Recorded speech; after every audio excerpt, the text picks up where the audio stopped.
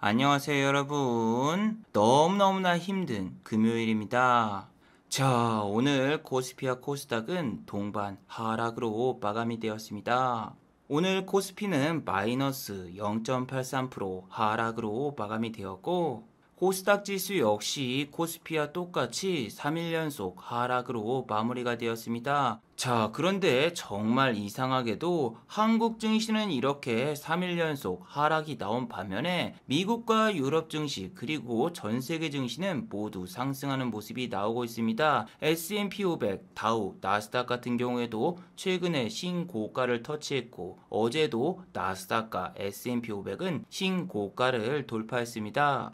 자, 한국 증시 같은 경우에는 다음 주 월요일부터서 공매도가 부활합니다. 증권가에서는 공매도가 부활이 된다고 해도 한국 증시에는 아무런 타격이 없을 거라 이야기를 하지만 이미 한국 증시에는 타격이 온 상황입니다. 코스피 지수는 얼마 전까지만 해도 3200포인트를 돌파했는데 이제는 1100포인트가 깨지려는 모습이 나오고 있고 15만원이었던 SK 하이닉스 같은 경우에는 오늘 드디어 13만원이 붕괴되고 12만원대에 접어들게 되었습니다. 수급 상황도 오늘도 마찬가지입니다. 외국인 기관의 코스피 코스닥 연일 양매도가 이어지고 있고 얼마 전 연기금은 한국 주식 투자 비중을 확대한다라고 이야기를 했지만 그렇게 발표를 한 다음날 하루 순매수를 하고 그 다음부터서는 연일 순매도가 이어지고 있는데 자, 과연 한국 증시는 다음 주 어떤 모습을 보여줄까요? 공매도가 재개되면서 오히려 외국인과 기관들이 순매수로 돌변하면서 다음 주 한국 증시는 오히려 상승하는 모습을 보여줄까요?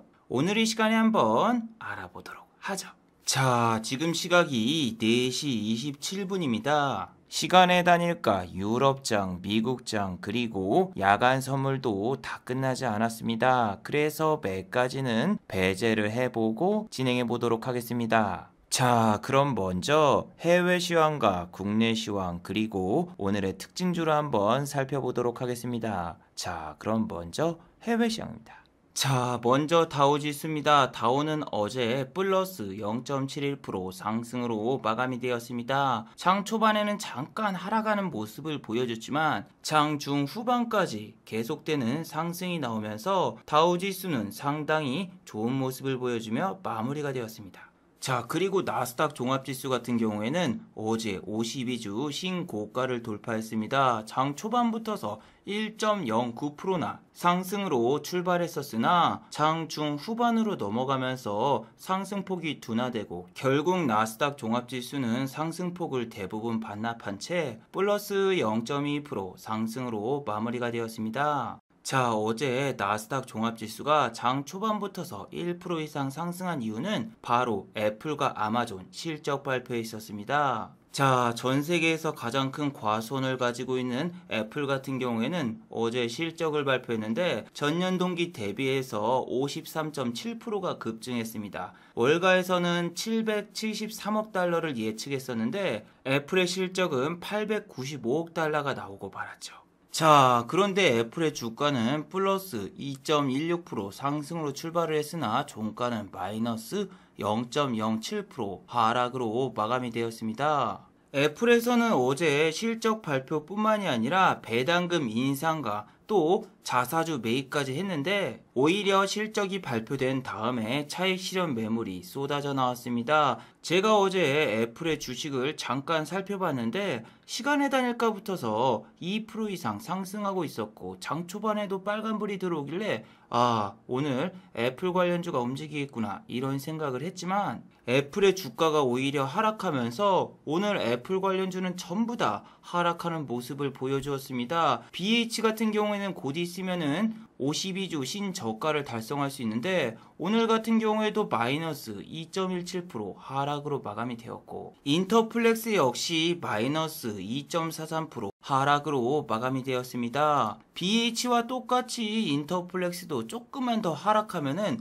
52주 신저가를 달성할 수 있는데 이런 52주 신저가를 눈앞에 두고 있는 종목과 다르게 LG이노텍, 애플 관련주죠. LG이노텍 같은 경우에는 52주 신고가를 찍고 잠깐 쉬어가고 있습니다. 오늘 같은 경우에도 마이너스 2.43% 하락으로 마감이 되었지만 차트를 길게 보시면은 정말 상승폭이 장난이 아니죠. 75,000원이었던 LG이노텍이 지금은 20만원이 돼 있고, 반면에 26,950원이었던 BH 같은 경우에는 18,000원이 되어 있죠. 저는 BH를 3년 전에도 매매를 해봤습니다. 자, 여기 계좌를 보시면은 2018년도죠. 3년 전입니다. 3년 전에도 BH의 주가는 23,750원, 그리고 지금 주가는 18,000원. 거기다 더 웃긴 거는 이 영상을 찍었을 때는 2019년도입니다. 예, 1년이 지났는데 주가가 16,000원이 돼 있어요.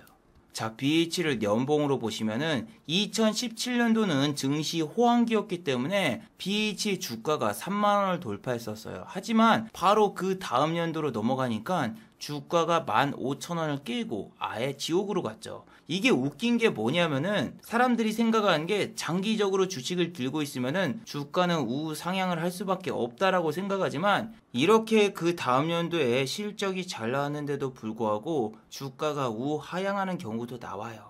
자, 그리고 어제 미국에서는 아마존의 실적도 발표가 되었는데, 아마존은 어닝 서프라이즈를 달성했어요. 1분기 매출이 전년 동기 대비해서 44%가 급증했습니다. 자, 아마존의 1분기 매출은 무려 1,085억 달러가 나왔습니다. 전년 동기 대비해서 44%가 늘어났고, 실적 전망 예상치는 1,044억이었기 때문에 어닝 서프라이즈가 나온 거죠. 자, 그래서 아마존의 주가는 어제 플러스 0.37% 상승으로 마감이 되었습니다. 장 초반에는 플러스 1.62%까지 상승을 했으나 차익 실현 매물이 쏟아져 나오면서 아마존 역시 상승폭을 대부분 반납하고 말았습니다. 자, 그리고 SNS 업체죠. 얼굴책에서도 어제 1분기 실적을 발표했습니다. 자, 어제 얼굴책은 1분기 매출이 무려 261억이 나왔습니다. 전년 동기 대비해서 48%가 증가를 했고, 월가의 실적 예상치는 236억 원이었기 때문에 어닝 서프라이즈가 나왔죠. 그래서 아마존과 애플과 다르게 페이스북 얼굴책만 플러스 7.30% 상승으로 마무리가 되었습니다. 음봉이 나왔긴 하지만 그래도 고가로 마무리가 되었고, 얼굴책은 어제 52주 신고가를 달성했습니다. 자, 그런데 어제 나스닥 지수는 장 초반에 잠깐 상승하고 상승폭을 다 반납했는데 왜 다우지수는 이렇게 굳건한 상승을 보여주었을까요? 그 이유는 바로 미국의 경제지표와 실업고용 지표에 있었습니다. 자, 매주 목요일은 미국에서 실업보험 청구자 수가 공개가 됩니다. 이번에 실업수당 청구자 수는 55만 3천 건. 이번 코다리19 바이러스가 터진 다음에 가장 최저치 수준이었죠. 자, 그리고 미국에서는 1분기 경제 성장률을 발표했습니다. 미국의 1분기 경제 성장률은 6.4%가 나왔어요. 자, 전문가들의 미국의 1분기 경제 성장률 예상치는 6.5%였는데 1% 정도 낮았지만 그래도 시장 전망치를 상회한다고 발표를 했고, 그 덕분에 다우에 포함되어 있는 경기 회복주들, 호텔, 레저, 스포츠, 카지노 이쪽 주식들이 크게 상승이 나왔습니다. 힐튼 월드와이드 홀딩스 같은 경우에도 어제 52주 신고가를 달성하면서 플러스 0.99% 상승으로 마무리가 되었습니다. 그리고 소송의 귀재 월트 디즈니 같은 경우에도 어제 플러스 1.06% 상승으로 마무리가 되었고, 한국 같은 경우에도 미국 증시를 따라가는 모습이 나왔습니다. 코스피 같은 경우에는 상승과 하락 종목을 보시면은 하락 종목이 더 많은데도 불구하고 오늘 이정재 씨 주연의 신세계 같은 경우에는 1.50% 상승으로 마무리가 되었습니다. 오늘은 호텔 신라의 실적 발표가 있어서인지 면세점 관련주가 아침부터서 크게 상승이 나왔습니다. 신세계는 호텔 신라가 아침에 급등하면서 플러스 5.17% 상승으로 마감이 되었고, 어제 말씀드렸던 호텔 신라 같은 경우에는 오히려 마이너스 2.37% 하락으로 마감이 되었습니다. 장 초반에는 9만원대를 돌파하면서 갑자기 슈팅이 나오더니 9시 20분을 기점으로 갑자기 투매가 쏟아져 나오면서 결국 종가는 마이너스로 마감이 되었고, 오늘 호텔 신라의 실적은 영업이익이 266억 원입니다. 코다리19 바이러스가 터진 다음에는 적자 전환을 했는데 다시 한번 흑자 전환에 성공을 했어요. 자, 그런데 호두처럼 자세히 까서 보면은 영업이익은 분명히 266억 원인데 당기순 이익이 아니라 당기순 손실은 15억을 달성했고, 또 호텔과 레저 부분에서는 적자가 계속 지속되고 있습니다. 호텔 신라의 면세점 관련 매출은 약간 늘어났지만 호텔 신라에 있는 호텔 자체가 투숙객이 32%밖에 안 됩니다. 지난해는 44%였는데 지금은 사회적 거리두기가 장기적으로 계속 지속이 되고 있기 때문에 작년 동기 대비해서 오히려 12%가 감소를 한 상황이죠. 자, 오늘 외국인과 기관 같은 경우에는 호텔 신라를 쌍끝이 양매수를 했는데, 자, 이걸 보시면 알 수 있죠. 자, 외국인 같은 경우에는 장 초반에 매수를 했어요. 분명히. 그리고 기관 같은 경우는 여기 안 잡혔지만 매수를 했겠죠. 그러다가 개인 투자자분들이 따라 붙으니까 2만 주 정도를 매도한 다음에 주가가 쭉 빠지니까 밑에서 다시 주우면서 종가는 외국인 기관 양매수가 잡혔죠. 제가 오늘 호텔 신라 실적 발표라고 여러분들께 어제 영상에서도 꼭 잘 지켜보라고 말씀을 드렸죠. 아침부터서 그냥 9만 원을 돌파하면서 드디어 올라가나 싶었더니 요 부근 여기서 만주 이상을 누군가가 팍 던지니까 개인분들이 쫄아버렸어요. 그리고 난 다음에 9만 원대에서 잠깐 횡보를 하다가 이렇게 2,000주 정도를 누가 확 사는데, 이게 9만 원짜리 주식이기 때문에 2,000주만 해도 억 단위가 넘어가죠. 그리고 9만 원을 지지해주나 안 지지해주나 정말 자세히 지켜봤는데 이 부분이 하이라이트입니다. 9만 원을 깨려고 하니까 어떤 애가 샀어. 근데 그냥 89,900원 여기를 다 지지를 깨버리면서 이제는 너도 나도 호텔 신라를 던져버립니다. 아, 9만원 지지 못해주는구나. 그냥 던지자 하면서 이제 9만원이 저항이 되고 개인 투자자분들을 포함한 기관도 같이 던지죠. 여기서 포인트는 아까 지지해줬던 9만원대가 깨지면은 접근을 하지 말아야 됩니다. 그리고 9만원대가 깨졌으면은 신규 접근도 자제를 해야 돼요. 왜냐하면은 9만원이 저항이 되기 때문에 9만원을 돌파하지 못할 확률이 매우 높아져요. 결국에는 몇 시간 뒤에 이렇게 대량 투매가 나오면서 주가가 마이너스 2.37%로 마감이 되었어요. 그래서 오늘 9만원대 이상에서 잡으신 분들 같은 경우에는 최소 마이너스 5% 이상 손실을 보게 되는 건데, 자, 호텔 신라의 실적은 여러분 장이 끝나고 나왔습니다. 여러분이 생각하기에는 이게 지금 실적이 좋다고 생각하시나요? 나쁘다고 생각하시나요? 일단은 외국인과 기관이 쌍끝이 매수를 했고 실적이 나왔는데 이거 흑자 전환이잖아. 흑자니까 다음 주 월요일 날 들어가야 되겠다 생각하시면은 좋은 거 아닌가 생각하시면서 시간의 단일가에서 호텔 신라를 사신 분들이 상당히 많아요. 5만 주 정도 체결이 됐고 지금 주가가 플러스 0.92%로 돼 있는데, 자, 제가 외국인과 기관이다. 그리고 다음 주 공매도 재개된다. 그럼 일단 9만 원대까지 살짝 꼬셔준 다음에 내가 모았던 물량을 여러분들께 넘겨주면은 여러분들은 고점에서 물리는 결과가 나올 수 있어요. 그러면 호텔 신라를 어떻게 공략하면 되냐? 기관 투자자와 외국인 투자자가 다음 주에 매도를 하느냐 마느냐 지켜본 다음에 접근을 하면 되겠죠. 자, 9만 원대를 깨고 올라가서 나중에 9만 원대 위에서 논다? 그럼 그때 잡아도 상관없잖아요. 왜? 다음번에는 9만 원대를 강력하게 지지해 줄 테니까 9만 원대에서 그냥 꼬시고 던져버리는 것보다 차라리 9만 원 위에서 놀 때 그때 잡는 게 더 좋고, 그냥 잡는 게 아니라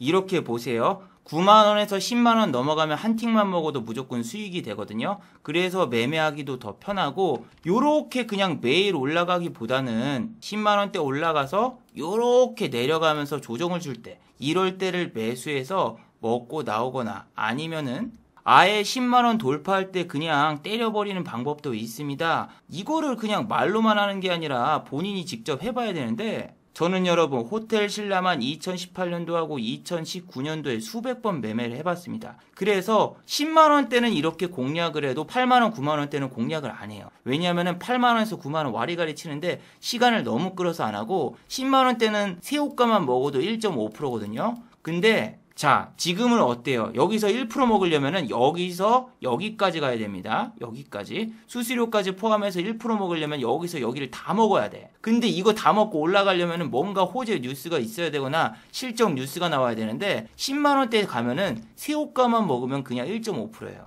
아니면은 그냥 10만 원이 넘어간 주식, 같은 면세점 주식인 신세계를 공략하면 됩니다. 근데 신세계 같은 경우에는 후발주자예요. 무슨 얘기냐면은 오늘 호텔 신라가 빠지니까 신세계도 같이 빠졌거든요.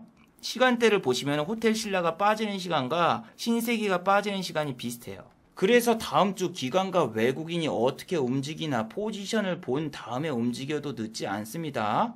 여러분, 주식은 홀짝 게임이 아닙니다. 외국인과 기관의 동향을 다 본 다음에 천천히 접근해도 상관없어요. 너무 싸게 살려고 얘네가 팔지 안 팔지도 모르는데 그냥 막무가내로 접근한다? 매우 안 좋은 습관입니다. 외국인과 기관이 많이 사놓으면은 거래량이 터지지 않는 이상 그 주식을 다 던질 수도 없기 때문에 외국인과 기관이 수량을 더 채우느냐 안 채우느냐 그걸 확인한 다음에 사도 전혀 상관이 없고, 또 얼마까지 지지를 해주고 얼마까지 저항이 생기는가를 확인한 다음에 들어가도 전혀 늦지가 않습니다.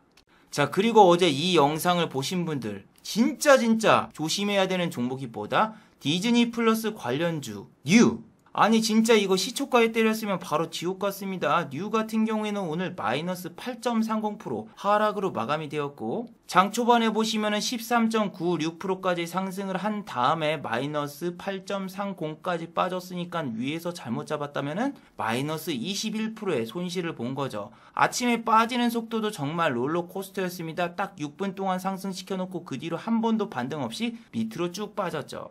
여러분, 바로 전날에 알로이스 갖다가 저렇게 장난을 쳤는데 똑같이 디즈니 플러스 뉴스를 내보낸 다음에 주가를 시간의 단일가에서 상한가를 보낸다? 똑같은 세력이 똑같이 장난치는 건데 양아치 소년도 아니고 늑대가 나타났다 두 번째 외치는데 그걸 따라 들어가는 바보는 없죠. 자, 알로이스는 오늘도 마이너스 3.13%죠. 그리고 어제 22.75%까지 올렸다가 뺐죠. 그러니까 여기 꼭대기에서 잡으신 분 같은 경우에는 지금 마이너스 18%, 뉴랑 똑같아요. 자, 그리고 여러분, 2달 전에 제가 소설을 하나 썼었잖아요. 디즈니든 넷플릭스든 아마존 TV든 애플 TV든 한국 인터넷 뉴스에는 이런 뉴스들이 판칠 거라고. 이거는 그냥 그때 제가 소설을 쓴 거였었죠. 뉴스 기사들은 분명히 이럴 거라고. 업계 관계자에 따르면은 일단 이 업계 관계자가 누군지 몰라. 일단 업계 관계자라고 하고 넷플릭스든 디즈니 플러스든 아마존 TV든 어디어디야 협약이 진행 중인 것으로 취재 결과 보도가 되었다. 이렇게 기사가 나오고 한국의 K-드라마 시장이 저변 확대가 되고 있고 넷플릭스에서도 스위트홈을 비롯한 영화, 승리호 등 OTT 서비스가 한국에서 서비스가 되고 있는데 이를 저변 확대를 위해서 넷플릭스, 아마존, 애플 TV, 디즈니 플러스가 어디 업체와 협약을 하고 있다라는 기사가 쏟아져 나올 수 있으니 주의하라고 말씀을 드렸죠. 아니 여러분, 기사 몇 개 찾아보면은 진짜 제가 쓴 기사랑 똑같은 판박의 기사들이 널려 있습니다. 뭐 관련 업계 관계자에 따르면은 디즈니하고 뭐 애플 TV하고 한국과 협약을 하고 어디 업체하고 이야기가 논의 중이다. 이런 기사들이 나오고 있고 스위트홈 이야기하고 승리호 이야기하고, 그리고 이번에 그 상 받은 영화가 뭐죠? 까나리? 미나리. 미나리 이야기까지 막 하면서 OTT 관련 뉴스 띄우고 장난치는 종목들이 너무 많다. 자, 그러면은 이번에는 공매도 재개로 제가 한번 소설을 써볼게요. 아니 지금 공매도 재개가 다음 주인데 증권업계에서는 지금 주식을 사라, 거기다가 또 공매도 재개돼봤자 아무런 영향이 없다, 이렇게 이야기를 하고 있어요. 그래서 증권가의 레포트, 그리고 이어지는 경기 낙관론, 거기다 달러 역시 지금 얼마다? 1113원. 1200원대가 아닌 1100원대. 달러 값이 싸니까 지금 외국인 투자자가 바이 코리아, 한국 주식을 막 살 거라고 이야기를 하면서 떠들었지만 한국 주식을 사기는커녕 4월 올 매도로 대응했죠. 심지어 여기 찍혀있는 2천억짜리는 SK 바이오사이언스 블록딜이라서 실제로는 여기 마이너스 3천억입니다. 제가 오늘 외국인이라던가 기관들이 종가 최저가까지 막 밀어버리는 걸 보니까 오히려 지금 이렇게 밀어넣고 다음 주에는 오히려 개인들이 쫄았을 때 반등이 어느 정도 나올 수가 있어요. 그리고 TV에선 이런 이야기가 나올 겁니다. 자, 여러분, 이거는 다음 주 YTN이라던가 연합뉴스라던가 여러 주식 방송에서 이렇게 실제로 인터뷰가 진행되면서 기사가 나올 수가 있습니다. 자, 기사 제목은 뭐다? 공매도 재개 첫날, 하지만 주식시장에는 아무 일도 없었다. 공매도 재개 첫날 증시는 오히려 상승이 나왔습니다. 공매도를 의식한 개인 투자자만 코스피와 코스닥을 양매도를 보였고, 기관과 외국인 투자자는 오히려 코스피와 코스닥을 양매수하였습니다. 여기서 앵커가 한 명 등장합니다. 여자분이. 네, 전문가님. 이번에 공매도 재개로 개인 투자자분들이 상당수 매도를 했는데 이건 도대체 왜 그럴까요? 이제 전문가가 나옵니다. 사실 말이죠. 공매도라는 게 필요한 제도인데 이거를 개인 투자자분들이 너무 의식을 해요. 주가가 내리면 공매도 탓이다. 이렇게 탓을 하시는 분들이 있는데 사실과 다른 이야기입니다.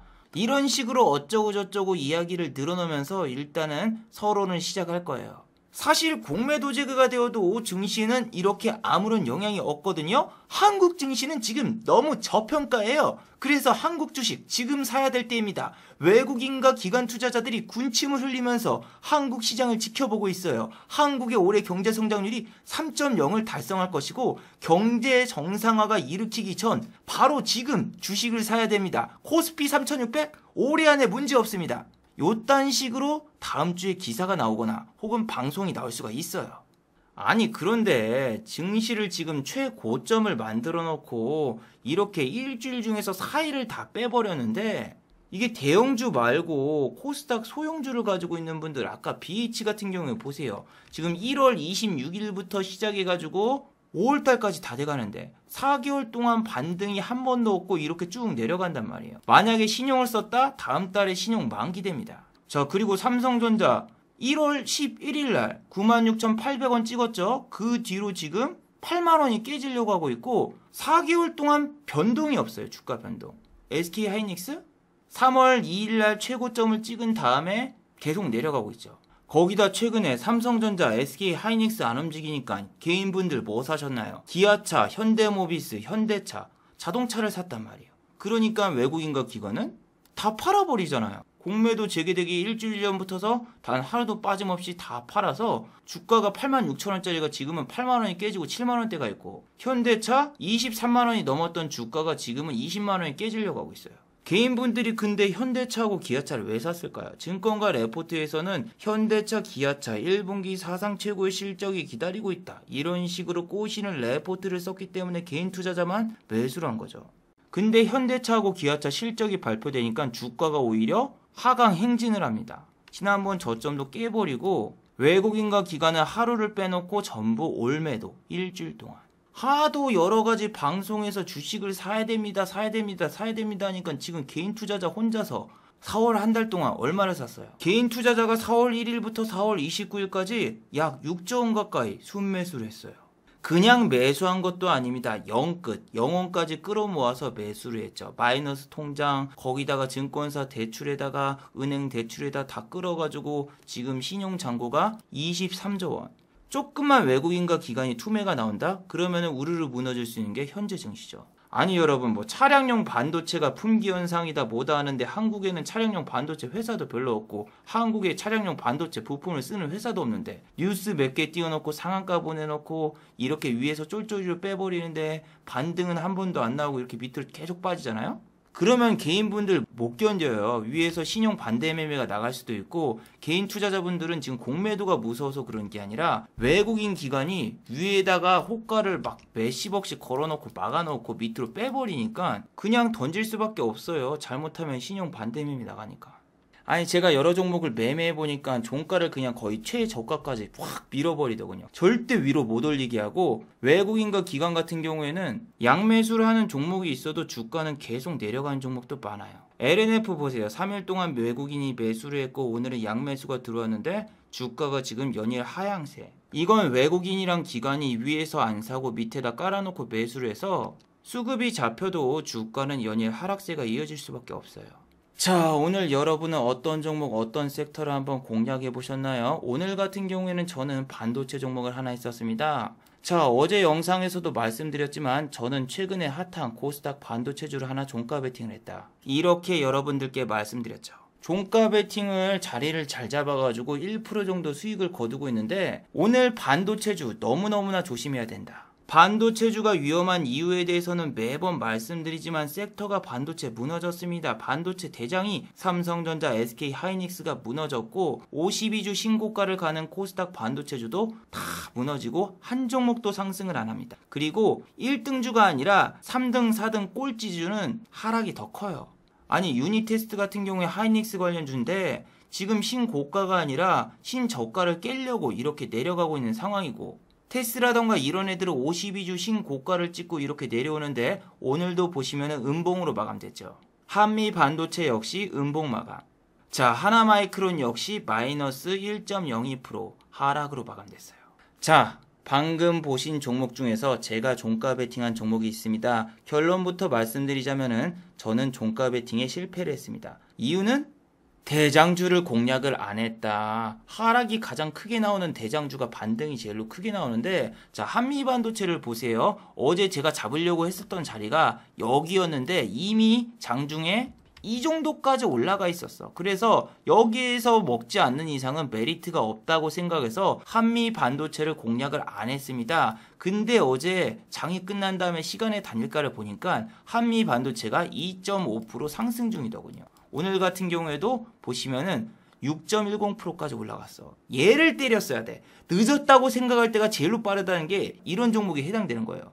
자, 테스 같은 경우에는 다른 종목과 다르게 하루 일찍 빠졌어요. 얘는 지금 4일 동안 음봉이 나왔지만 다른 종목들은 3일 동안 음봉이죠. 얘는 정말 그지 같은 게 뭐냐면은 4월 28일 날 이렇게 5%를 뺐는데 그 다음날 또 뺐어. 근데 그 다음날 또 뺐을 때도 다른 애들 같은 경우에는 밑에 꼬리가 약간 나오면서 마무리가 된 반면 얘는 종가 최저가였습니다.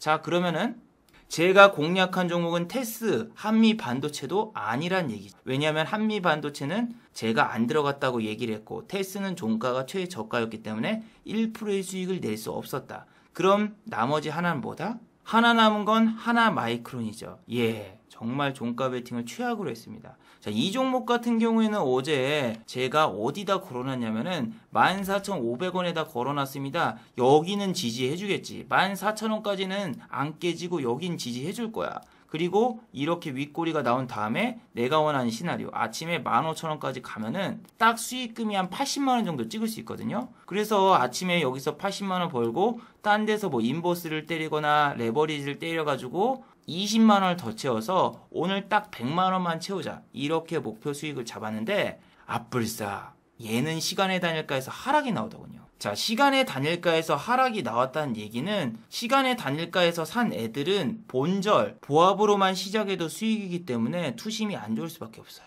그러면은 보합에 어마어마한 물량이 걸려있기 때문에 아침에 갭이 뜨기보다는 갭하락으로 시작할 가능성이 상당히 높아요. 자, 그런데 여러분 제가 누누이 강조해드리지만 주식을 들고 있다? 그러면 긍정적인 생각밖에 안 해요. 자, 다우, S&P 500, 나스닥 다 상승했다? 그런데 우리나라가 오늘 하락을 할까? 그건 상식적으로 생각하기가 힘들죠. 아니 우리나라는 지금 미국과 중국이 올라도 내리는 게 이게 지금 이틀째였어. 근데 세 번째도 설마 또 내릴까? 그건 아니라고 생각을 했고 한미 반도체가 움직이면 2등이 하나마이크론. 얘가 움직이면은 내 것도 가겠지. 1+1 삼각김밥.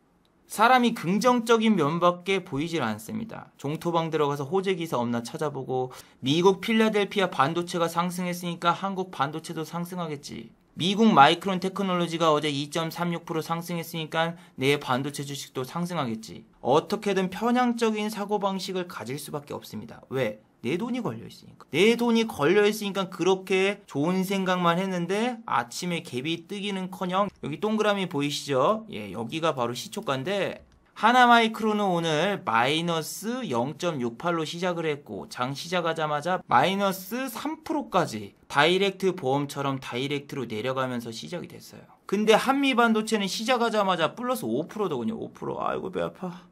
배 아파. 얘는 플러스 5%로 가니까 나는 진짜 미쳐버리겠는 거예요. 아니 한미 반도체를 베팅했었으면 시작하자마자 100만원을 출발했을 거 아니에요. 아니 저는 어제 평단가가 14,500원이라서 시작하자마자 마이너스 2%, 마이너스 40만원을 출발했어요. 그래서 기도했습니다. 하나 마이크론이 움직일 수 있는 방법은 하나다. 한미반도체가 막 VI 구간까지 가. 그러면은 개인 투자자분들 하나 마이크론 사야 되지 않을까? 왜냐면은 얘가 지금 막 플러스 11% 가고 있다? 그러면 내리고 있는 다른 2등 주자, 3등 주자를 찾아가지 VI에서 바로 밑으로 꽂아버릴 수 있는데 1등주를 매매할까요? 그래서 한미반도체 제발 올라가라, 제발 올라가라. 제가 염원을 담아 기도를 하니까 그냥 내려 꼽다가 다시 빵 올라가더군요. 이걸 보니까 이제 개인 투자자분들이 한미반도체 VI 가겠다, VI 가겠다 하면서 네, 이쪽으로 찾아오시더군요. 감사합니다, 정말. 그리고 이제 여기서 보합해서 나갈까? 아니면은 조금 더 볼까? 나는 15,000원에 팔고 싶거든요. 15,000원에 팔면 딱 80만원인데 여기까지 찍고 싶어. 하지만 한미반도체가 35,000원을 뚫은 다음부터서 저항에 밀리면서 내려가고 있었어요. 저는 이 순간 고민을 했죠. 와, 이거 바로 빨리 팔고 나가야 되겠다. 여기다가 걸자.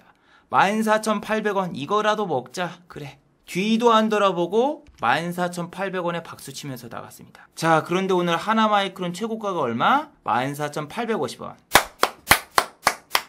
나이스. 역시 박수 칠 때 떠나야 됩니다.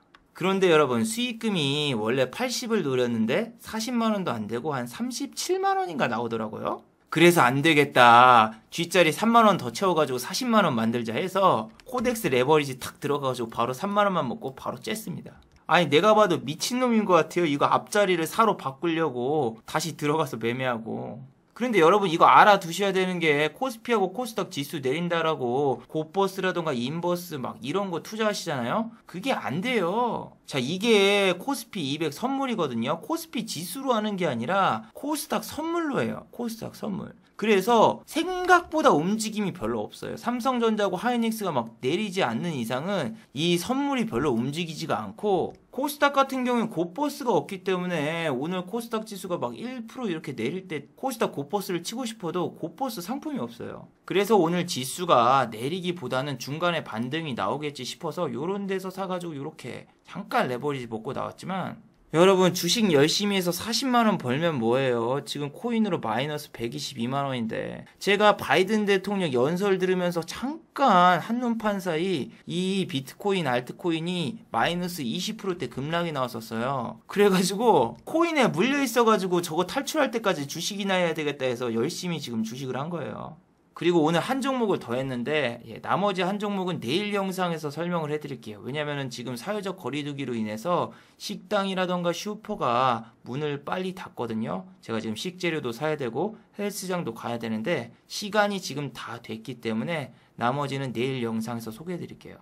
아니, 저는 정말 이해가 안 가는데 왜 바이든 대통령이 연설한다고 비트코인이랑 알트코인이 떡락을 하죠? 아니, 진짜 주식 열심히 해가지고 돈 벌어가지고 기분 좋아가지고 잠깐 코인창을 보니까 마이너스 20%를 찍고 땅굴을 파고 있길래 이거 어떡하지 하다가 맞아, 이거 패닉셀이 잠깐 나왔다가 올라올 거야. 마이너스 20% 찍었다가 거짓말처럼 반등이 10% 정도 나오더군요. 근데 본절가까지는 안 오고 이 코인이 김치 코인이기 때문에 이틀 안에 슈팅이 나오겠구나 싶어서 한 이틀 정도 지금 숙성을 시키고 있거든요. 김치처럼.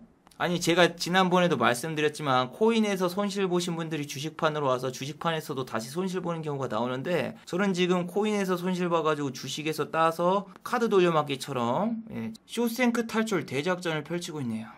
자, 마지막으로 한번 정리해 보도록 하겠습니다. 1번, 다음 주 공매도 재개 후 외국인과 기관의 순매수를 기대해 봅시다. 오늘은 종가까지 억지로 눌러버리는 종목들이 너무 많았어요. 한국은 3일 연속 하락한 반면에 아시아 증시는 이틀 연속 상승을 했고, 미국 증시는 오히려 S&P 500과 나스닥이 신고가를 달성했죠. 다음 주 공매도가 재개되면은 소문난 맛집 시식회처럼 하루 정도는 시범 서비스로 오히려 하루 정도는 상승을 시켜줄 수 있습니다. 언론에 대대적으로 공매도가 부활했어도 지수는 상승했다고 떠벌리면서 광고를 할 수도 있습니다. 그래서 오늘 미국 증시가 폭락하지 않는 이상은 다음 주 공매도 재개 후 오히려 월요일은 상승 가능성이 상당히 높습니다. 자, 두 번째, 코스닥 소형주와 중형주를 조심하세요. 코스닥 중형주와 소형주는 공매도가 재개가 되면은 시가총액 위주의 종목으로 외국인과 기관이 매수를 하면은 중형주와 소형주 같은 경우에 거기 있는 돈이 빠져서 대형주로 옮겨가기 때문에 오히려 추가적인 하락이 나올 수도 있습니다. 그래서 지금 많은 중소형 종목들이